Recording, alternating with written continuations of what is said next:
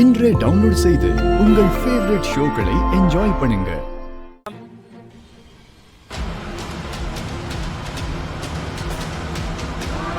அம்மா சூர்யாவை கூட்டிட்டு கோயிலுக்கு போறேன்னு சொன்னாங்க. இங்க என்ன பண்றாங்க? நிறுத்துங்க.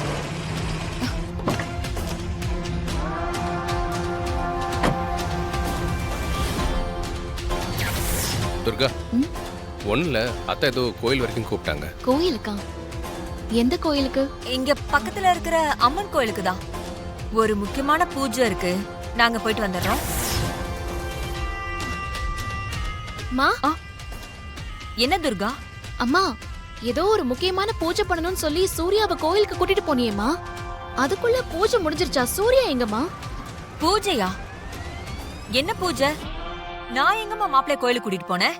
என்ன துர்கா சொல்ற நீ? என்னம்மா சொல்ற? கொஞ்ச நேரத்துக்கு முன்னாடி நீதானே வீட்டுக்கு வந்து முக்கியமான பூஜை இருக்குன்னு சொல்லி அவரை கூட்டிட்டு போன.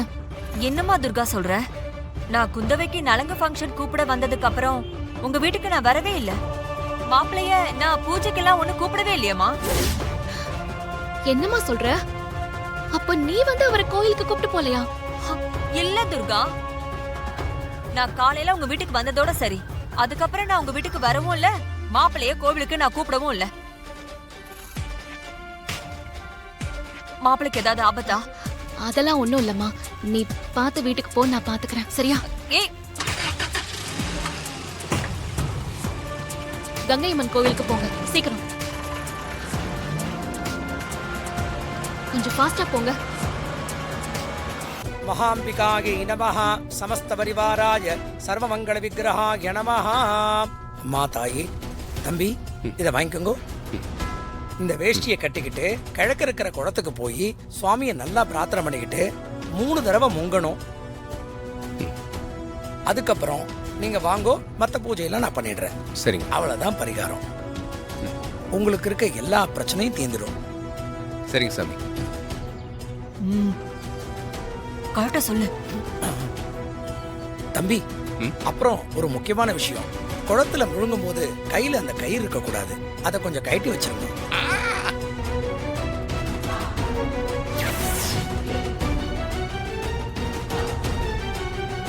என்ன கயிறு இது? கோவில்ல நான் ஒருத்தரை பார்க்க போயிருந்தேன், அவர் கொடுத்தாரு. இது எப்பவும் உங்க கையிலேயே இருக்கணும், கழட்டவே கூடாது. சரி சரி, நீ பாதியில எழுந்து போயிட்ட, முதல்ல சாப்பிடு. சாமி, ஏன் இந்த கயிறு இருந்தா என்ன? எதுக்காக கழட்ட சொல்றீங்க? அது வந்து பரிகாரம் பண்ணும்போது அந்த கயிறு கட்டியிருந்தா பரிகாரம் பலிக்காது. அதனால தான் சொன்னேன். மாப்ள, அதான் சாமி சொல்றாருல, பரிகாரம் பண்றீங்கல்ல, கழட்டி பக்கத்துல வச்சுக்கோங்க. பூஜையை முடிச்சிட்டு மறுபடியும் கட்டிக்கோங்க, அவ்வளவுதானே?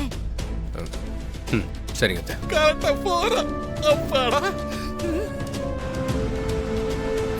ஃபாஸ்டா போங்க கொஞ்சம்.